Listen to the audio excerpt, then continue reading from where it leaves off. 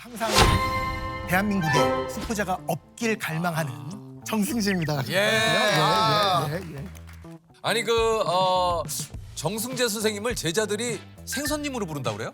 맞아요, 생선님. 아, 왜 생선님으로 부르는 거예요? 제가 EBS에서도 수업을 하는데 예. EBS는 다 학교 선생님들이라서 예. 수학 선생님끼리 엄청나게 친해요. 아, 간혹가다 이렇게 맥주 한 잔씩 하고 막 그러는데 그렇군요. 그때 제가 들었었던 게 저는 항상 고민을 하면 술자리에서 나 이번에 좀 매출이 좀 안 좋을 것 같아 뭐 이런 얘기만 하다가 되게 와, 그 학교 선생님 예. 고민이 나 이번에 우리 반 애가 수학여행비를 못 낼 것 같아서 내가 몰래 내줬는데 그 아이가 알면 상처를 받지 않을까? 이런 고민을 하고 계시는 거예요. 저는 너무 깜짝 놀랐어요. 이런 다른 세상이 있구나. 내가 지금까지 살아왔던 세상이 너무나 다르구나. 진짜 선생님이라고 불려야 될 사람은 그런 분이니까 그 다음날 학생들한테 가서 너 앞으로 절대 나한테 선생님이라고 부르면 안 돼. 뭐라고 불러요? 이럴 거 아니에요. 그래서 강사. 근데 강사님 그리긴 좀 약간 멀잖아요. 뭔가 조금 네. 그래서 한 생선님 친구라고 좋다 이러다가 처음에는 그냥 농담으로 했었는데 학생들이 계속 그렇게 불러주다 보니까 지금 아예 생선님. 아, 이게 또 근데 그냥 생선님이 된 게 아니라 그 앞에 이유가 있네요. 예. 네네네. 아니 어쨌든 현장 강의가 제일 빨리 마감되거나 인터넷 강의 조회수가 네. 가장 높은 강사를 이제 우리가 일타 강사라고 좀 얘기를 많이 하는데 정승재 강사님이 2011년부터 지금까지 14년간 쭉 일타 강사 자리를 지키고 있다고 합니다. 누적 수강생 수가 910만 명. 예, 그리고 1000만 누적 수강생을 목전에 두고 있습니다. 야, 한 해 수강생이 한 몇 명 정도 되는 겁니까? 많을 때는 한 4, 50만 한 30만에서 한 40만, 50만 이 정도 사이 왔다 갔다 하는 것 같아요. 사실 강사님이 진짜 바쁘시다고 그래요. 이게 하루를 어떻게 좀 보내십니까? 바쁠 때가 있고 시즌별로 다른데 정말 카메라를 정말 이 카메라를 보고 이렇게 전국에 계신 학생 여러분 안녕하십니까 이렇게 하는 이 느낌이 하루에 제일 많이 찍을 때는 9강, 10강 정도 찍거든요. 그럼 한 강에 1시간입니까? 1시간씩. 그러니까 어떻게 되냐면 5시 정도에 일어나서 6시에 출근한 다음에 첫 번째가 9시부터 12시까지 3개를 무조건 찍어요. 찍으시고. 그 다음에 2시간 있다가 2시부터 5시까지 또 3개를 찍어요. 그런 다음에 또 2시간 있다가 또 3개를 찍고 마무리하거나 라이브 수업 있을 때는 막 10시, 11시에 끝나기도 하고 그래서 주거가 일정치가 않아요, 제가. 강사님은 이제 일타 강사님 중에 유일하게 이제 EBS에서도 강의를 또 하고 계시다 그래요. 네. 예. 이게 뭐 그렇게 적극적으로 장려할 만한 직업은 분명히 아니거든요. 존경받을 만한 직업도 아니고. 그런데 그렇게 EBS에 들어갈 때마다 내가 여기에서 EBS에서 정말 최선을 다해서 수업을 하거든요. 그럴 때마다 약간 저의 만족인 거예요. 그러니까 뭐 큰 대의를 위해서 열심히 한다가 아니라 그러면 내 스스로가 되게 만족이 돼서 EBS는 되게 열심히 하게 되는 것 같고 또 하나가 뭐냐면 제가 너무 못하는 얘기 중에 하나가 이거 다음에 이 강좌를 듣고 이거 다음에 이 강좌를 들으라는 얘기를 못해요. 왜 그러냐면 그거 또 돈으로 생각을 할까 봐. 얘 또 책 팔라 그러는 거야 이렇게 생각할까 봐 그 얘기를 못하는데 EBS는 너무나 자연스럽게 막 얘기할 수 있거든요. 야 이거 다음에 이거 듣고 이렇게 한 다음에 시험 보면 될 거야 이렇게를 얘기할 수 있으니까 EBS가 오히려 훨씬 더 편하고 되게 자유스럽고 막 그래요. 아니 그 수포자들이 많이 생기는 좀 시기가 있습니까? 어떻습니까? 초등학교 때 보통 초등학교 때부터요? 초등학교 때는 딱 분수. 그 다음에 이제 중학교 올라가면 이제 루트. 그렇지. 루트가 나오면 조금 버거워져. 그러니까 맞아요. 루트를 왜 씌우지부터 의문이 생겨요. 이걸 왜 맞아요. 루트를 왜 씌우는 거야부터 사실 거부감이 생기면서 좀 약간 화가 나요. 고등학교 올라가면 함수부터 시작을 해서 이제 고2 때 이제, 본격적으로 그 되게 유명한 단어 미적분이라는 얘기가 있었잖아요. 그때부터 이제 학생들은 그거는 막 듣기도 네. 미적분? 그래서 제가 이제 사실은 저는 이제 궁금한 게 네. 어릴 때부터 우리 다 똑같이 태어나잖아요. 다 눈 있고 코 있고 뇌 있고. 근데 왜 누구는 그냥 알아서 공부를 잘하고 누구는 똑같은 상황인데 왜 이게 유전적인 건지 아니면 집안 환경인 건지. 공부도 약간 그 유전자라는 이게- 얘기가 있어요. 유전이 맞아요. 근데 뭐냐면 대단히 유리한 그러니까 진짜 한 가지를 가르쳤는데 5가지를 이해하는 친구들이 있어. 있어요. 있어. 그런 거를 유전이라 그래요. 그런 친구들이 있어요. 그런 유전자를 가지고 있는 친구들은 엄청나게 유리해요. 그런데 맞아. 현재 대학 수학 능력 시험에서의 1등급은 그런 유전자를 타고나야지만 되는 건 아니라는 아니야. 거예요. 누구나 그 선상에는 갈 수 있어요. 그러니까 수능에서 1등급 받는 거는 누구나 다 가능하다. 그러니까 유전자 가지고 얘기를 하지 마라. 그거는 핑계일 뿐이다라는 이야기라는 거죠. 강사님은 어릴 때부터 좀 수학이 어떻습니까? 좀 쉬웠습니까? 어땠습니까? 저는 저쪽에 그 동대문구 장안동에 살다가 네, 네. 갑자기 그때 막 붐이 일어나기 시작했어요. 강남으로 가서 8학군에 가면 애들이 뭐 대학을 잘 간다 이런 얘기가 들어서 저희 집도 이제 동참을 한 거죠. 아, 그랬어요? 네, 갔어요. 저 초등학교 4학년 때. 아. 근데 계속 그렇게 똑똑하던 애가 그러니까 계속 막 반장을 놓치질 않았었거든요. 그랬던 애가 갑자기 중학교 1학년 때 시험을 딱 봤는데 56점. 아직까지 정말 잊어지지가 않아요. 그러다가 한국학원이라고 선능력이 생겼어요.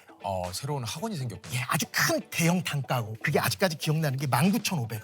한 달 수강료. 그 정도는 우리 집도 보내줄 수 그 있었고. 19,500원이면 그래서 딱 갔는데 정말 첫 시간에 많은 걸 깨우쳤어요.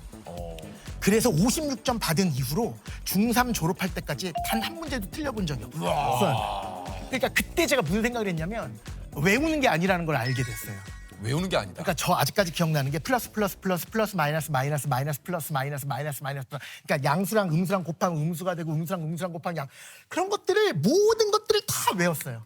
왜 그렇게 되는지를 하나씩 다 설명을 해주시는데 그런 다음에 계속 연습하면 되거든요. 고등학교 때부터 직접 교재를 또 만들기도 했고 맞아요. 그 당시 장래 희망이 진짜 그 스타 강사. 맞아요. 아니 근데 무슨 교재를 그렇게 고등학교 때부터 만드셨어요? 자기만의 교재가 있어야 돼요. 기존의 교재로 수업하는 건 좀 약간 아마추어틱하고요. 자기의 교재가 있어야지 일단은 가능하겠다 이런 그러니까 생각이 내가 들어서 문제를 내고 내가 이제 문제를 만드는 거죠 한마디로. 개념을 저는 개념 위주로 개념 서술을 하는 거부터 시작해서 정리하고 문제 배치하고 막 이러는 거. 그러니까 예를 들면 정석처럼 선생님만의 어떤 맞아요, 교재를 맞아요, 만드시는구나. 맞아요. 제 글씨로 다 쓴 거예요. 인쇄가 하나도 없어요. 그런데 이렇게 두꺼울 거 아니에요. 고등학교 3년 과정이 다 들어있어요. 그렇죠. 그거를 그냥 딱 드리면 잔상에 남겠다라는 생각으로 선생님 제가 지금까지 만들었던 제 교재입니다. 그러면서 딱 드리니까 너무 놀랄 거 아니에요. 그렇죠. 그거를 일일이 다 쓴 사람은 없을 네. 테니까. 그러더니 그분이 이제 제가 기억에 남았는지 곧바로 연락이 주셨어요. 내일부터 인터넷 강의 들어갈 테니까 준비하세요. 탁. 야. 그때 완전 소름 끼쳤잖아요. 야 이게 이제 그 인터넷 강의를 그렇게 시작하게 되면서 이게 이제 소위 말해서 이제 일타 강사가 되신 거잖아요. 맞아요. 야, 참 진짜 뭐 짧은 시간에 다 얘기할 수는 없겠지만 네. 어마어마한 노력을 어쨌든 하셨겠죠. 수학 외길 아닙니까 진짜 어떻게 보면 맞아요. 지금까지 계속 도박을 하면서 돈을 잃을 수밖에 없는 이유. 도박. 예. 그건 큰 수의 법칙, 확률과 통계 시간에 배웁니다. 왜요? 아니 이런 질문 되게 많이 해요. 선생님 그거 확률 그거 다 뻥 아닙니까? 뭐 이래요. 그게 무슨 말이냐? 주사위 던져서 1이 나올 확률이 6분의 1 맞습니까? 6번 던져도 1 한 번도 안 나오던데요. 이러는 거예요. 그럴듯하잖아요. 그러니까 6분의 1의 확률이 아니잖아요 그러면. 큰 수의 법칙이라는 게 뭐냐면 큰 수의 법칙, 큰 수. 시행의 수를 많이 늘리면 늘릴수록 여러 번 시행할수록 그 확률, 통계적 확률이 수학적 확률에 가까워진다라는 이야기예요. 통계적 확률이 수학적 확률에 가까워진다라는 이야기예요. 그러니까 애를 잘 들어보세요. 네? 한번 들어보세요. 수학 좀 해보치고. 우리 옛날에 했잖아요. 수학 좀 들어볼게요. 해보치고. 뭔 소리가 하는데? 결혼해서 애를 2명 낳았어. 네, 2명 낳았어요. 2명 다 아들이야. 네. 그럼 아들 낳을 확률을 100%라고 볼 수 있고 딸 낳을 확률 0이라고 볼 수 있잖아요. 네네네. 그렇죠. 아들이 이렇게 두 번 두 낳았어요. 명을 낳았을 때는 아들 하나, 딸 하나가 안 돼요. 왜? 시행의 수가 2야. 그런데 시행의 수를 만약에 100명을 낳았어. 그러면 거의 50명은 남자이고 거의 50명은 여자가 된다. 그러니까 시행의 수는 우리나라만 하더라도 몇 천만이 되니까 그렇죠. 거의 반이 남자고 거의 반이 여자가 되는 거잖아요.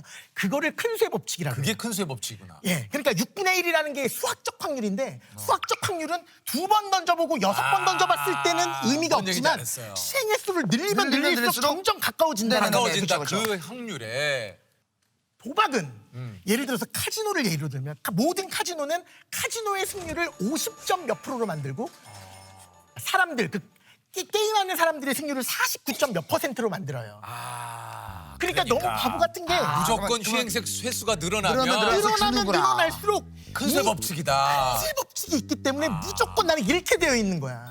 그게 큰수의 법칙이다. 그게 큰수의 법칙이에요. 확률의 6분의 1이라고 해서 시행 횟수가 6번이어서 6분의 1이 아니라 맞아요. 그 시행 횟수가 늘어나면 늘어날수록 결국은 6분의 1에 6분의 1에 가까워진다. 가까워진다. 정확합니다. 아, 예. 다음은 은행에서 복리상품에 기간 제한을 두는 이유. 뭐야? 그건 뭐야? 복리랑 단리 이런 개념이 있어요. 네. 단리는 내가 은행에 100만 원을 저금하면 거기에 예를 들어서 연이율 5%라 그러면 그렇죠. 내 돈 100만 원에 5%면 5만 원이잖아요. 그렇죠. 그거를 1년 지나면 5만 원. 또 다음 해가 되면 또 5만 원. 그러니까 내 돈 실제 은행에 맡겼던 그 원금에 대해서만 주는 이자를 주는 거고 복리는 싼 돈. 105만 원이 됐으면 거기 5만 그 원에 대한 5%. 또 5%를 또 주니까 그럴 때는 1.05를 계속 곱하게 돼요. 곱하는 행동을 하게 되고 단리는 계속 5만 원씩 더하게 되는 거예요. 네네네. 그러니까 덧셈으로 내 돈이 불려 나가는 게 단리. 복리는 곱셈으로 불려 나가는 게 복리. 곱셈으로 불려 나간다를 좀 우아하게 얘기하면 등비 수열이 된다라는 얘기고 등비 수열이 거기까지는 못 가겠네. 조금만 등비 참아보시면 등비 급수를 기하급수라 그래. 우리 야 기하급수적으로. 기하급수적으로 커진다. 예. 그게 이게- 등비 수열이 한 곱으로 커진다라는 얘기고 그거를 그래프를 딱 그려보면 이렇게 생겨요. 그게 네네네네. 무슨 말이냐면 처음에는 쭉 천천히 가다가 확 올라가. 어느 한 순간에. 시간이 흐르면 미칠 정도로 올라가고 1차 함수 같은 직선은 비율이 똑같이 올라가게 네네네. 되니까 지금 당장은 차이점이 없어 보이지만 나중에는 엄청 크게 차이점이 나타난다는 얘기거든요. 처음에는 조금 하다가 나중에 확 커지는 거니까 은행이 기간 제한을 안 두고 평생 복리를 해줄게 그러면 모든 난리가 은행은 나는구나. 다 망하게 돼 있습니다. 기하급수적으로 커진다는 게 그 지수함수를 따라서 올라간다는 그러니까 그 이야기이기 기하급수로 때문에. 가기 직전에 기간으로 맞아요. 거군요. 확 올라가기 그 전까지. 바로 직전에 끊는. 야, 맞아요. 그러니까 아니면 저거 금액으로 한도를 주고. 한도를 주든가. 맞아요. 그럴 수밖에 없는 거예요. 어쨌든 선생님이 또 지금 우리가 얘기를 들어보니까 우리 강사님이 진짜 이 강의하실 때 얼마나 열정적인지 어떤 학생들을 좀 집중시키기 위한 예, 뭔가 좀 본인만의 좀 노하우나 방법이 좀 있습니까? 그러니까 화가 날 때 화를 내는 건데 그러니까 간혹 가다가 이제 현장 강의에서 학생들 만났는데 얘가 졸고 있거나 너무 하기 싫으니까 저는 하기 싫어가 써 있어. 그러면 나는 얘랑 너무 대화를 그러면 이제 가까이 가서 넌 꿈이 뭐니부터 시작을 해. 너는 지금 이 자리에 앉아 있는 이유가 뭐니? 네가 만약에 도저히 앉아 있기 싫은데 엄마 아빠 때문에 있으면 우리 합의를 보자. 내가 너한테만 환불을 해주고 엄마 아빠한테 얘기를 안 해줄 때 너 이거 가지고 햄버거 먹어. 차라리 그러고 그렇게 있다 보면 또 갑자기 죄책감이 들어서 공부 한번 해볼까? 이런 생각이 들지도 모르니까 오늘은 너 그냥 집에 가는 게 나을 것 같아. 내가 환불해줄게. 나 이런 얘기도 되게 많이 하거든. 그러면은 학생들이 보통 반응이 어떻습니까?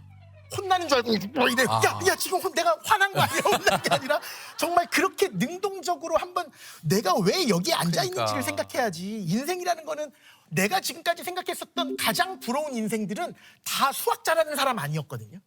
보통 요즘 남학생들 저는 손흥민처럼 되는 게 다음 세상에서 꿈이에요 이러잖아요. 그분이 수학으로 성공한 게 아니잖아요. 그러니까 수학을 잘한다는 게 절대선이 아닌데 왜 얘는 수학을 잘하기 위해서 여기 앉아 있을까라는 게 난 너무 고통스러워서 이런 이야기를 유튜브로 이렇게 짤로 해가지고 막 올리는 친구들이 있어가지고 그러니까 이런 예. 직선적이고 현실적인 조언들이 이제 학생들한테 많은 공감을 불러일으키는 거고 무엇보다 이제 손흥민 선수가 되고 싶다고 하는데 손흥민 선수가 이제 되려고 다음 생에 태어나도 손흥민 선수가 어느 과정을 거쳤는지를 하다 보면 맞아요. 학원 가고 싶다는 생각이 들 수 있어요. 훨씬 그래서 공부가 제일 쉽다라고 하는 건데 그 과정을 그렇죠. 생략을 하고 유전자 따위를 얘기하고 있으니까 저는 유전자를 못 받아서 공부를 안 하는 거임 이렇게 얘기를 하고 있으니까 얼마나 안타까워요. 와. 정말 너무 안타깝다는 거지. 그 양반들이 얼마나 큰 고통을 다 그러니까요. 감내하는지를 수학 문제 5번 복습하는 게 1억 배씩이지. 1억 배. 그것만 해도 점수가 적어도 2등급은 나오는데. 자, 결국은 다시 이쪽으로 저희가 왔네요. 예. 그것도 안 할 겁니다. 아니 일단 또 궁금한 게 이 선생님은 과연 수입이 얼마나 되시는지 보통 저희 수강료가 한 달에 무제한으로 듣는 게 28,000원인가 뭐 보통 요즘 OTT 하나 구독하는 그런 느낌이긴 한데 근데 워낙 많다 보니까 아니 우리 저 선생님이 항공사 마일리지도 엄청나다 그래요. 와 이게 마일리지가 너무 많아요. 1200만 마일리지? 맞아요. 그거 다 어차피 10년 기한이잖아요. 그래서 어차피 다 못 쓸 거예요. 지금도 아니, 계속 늘어나고 있어요. 쌤 이게 신용카드를 하도 많이 써서 1200만 마일리지면 이게 얼마나 써야 돼요? 아니, 그러니까 신용카드를 그렇게 많이 쓰는 건 맞는데 제가 그냥 하는 게 아니라 그 회사에서 저거 하는 거 교재를 제가 많이 만들 거 아니에요. 교재 만드는 그 결제를 납품업체에다가 이렇게 그렇지. 인쇄소에다가 그 계산을 해야 그 계산을 교재 비용을 그러니까 이렇게 그러다 보니까 엄청나게 는 거예요. 와 이게 서울 뉴욕 왕복 1등석이 24만 마일리지니까 야. 이거 못 쓰네 못 써. 와. 못 써요 정말. 야 어떡하면 1200만 마일리지가 그러니까 맞아요.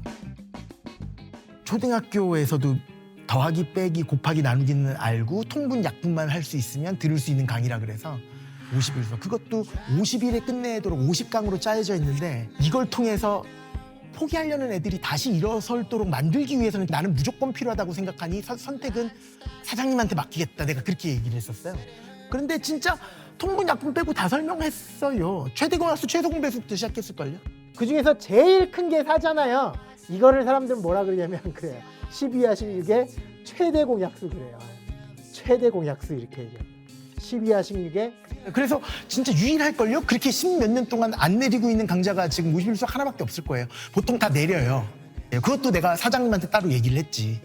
그래서 나중에 제가 은퇴하게 되더라도 EBS 수업은 꾸준히 한번 할아버지가 되더라도 하고 싶다라는 생각이 들거든요. 그럴 만큼 제게 EBS에 대한 사랑이 있습니다. 2024 이제 새 학기가 예. 시작을 했습니다. 올해 입시가 또 시작된다는 얘기이기도 하는데요. 네. 어떻습니까? 바로 수학 성적을 올릴 수 있는 방법. 그러니까 모든 게 다 설명이 돼야 돼요. 그러니까 요즘 수능 기조 자체는 예전이랑 또 다르게 아주 복잡한 함수를 내는 게 아니라 너 수학 자체를 이해하고 있는 일 물어보는 문제들이 훨씬 더 많고 기출 냄새를 다 빼고 있는 상황이거든요. 기출 냄새 이제 거의 안 나거든요. 그러니까 남을 가르칠 수 있을 만큼이 되어야 해요. 그걸 개념이라 그래요.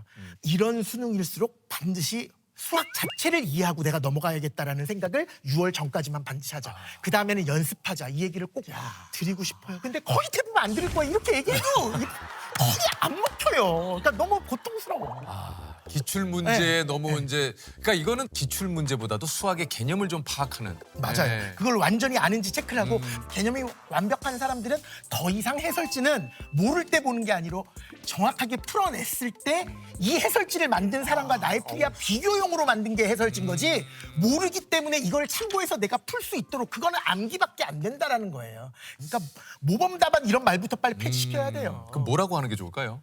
그냥 답안의 일종. 이 사람의 그 실명을 난 썼으면 좋겠어요. 뭐 김규환 선생님이다. 누군지 모르는데요. 김규환 선생님의 의견. 뭐 이렇게. 그렇게. 예, 공부를 해서 성적을 올려봤던 친구들은 내가 진짜로 내 온 힘을 다해서 뭔가를 이루려고 노력을 해보면 얻어지는 게 있네라는 거를 20살이 되기 전에 얻었다라는 거는 엄청난 무기가 될 거라고 저는 생각해요. 자기가 고통스러워 본 결과에서 뭔가를 얻어냈을 때 그 경험이 난 정말 축하할 일이라고 생각해. 세상을 사는데 정말 좋은 영양분을 얻었다고 생각해요. 예. 목표는 저거예요, 진짜. 나 죽은 다음에 나무 위키에 뭐 쓰면 다 나오잖아. 거기에 내가 수포자 딱 치면 수학을 포기한 자를 의미하는 말로 막 아주 막 대한민국에서는 뭐 2042년 수학 강사 정승재에 의해 완전히 소멸되었다. 뭐 이런 느낌?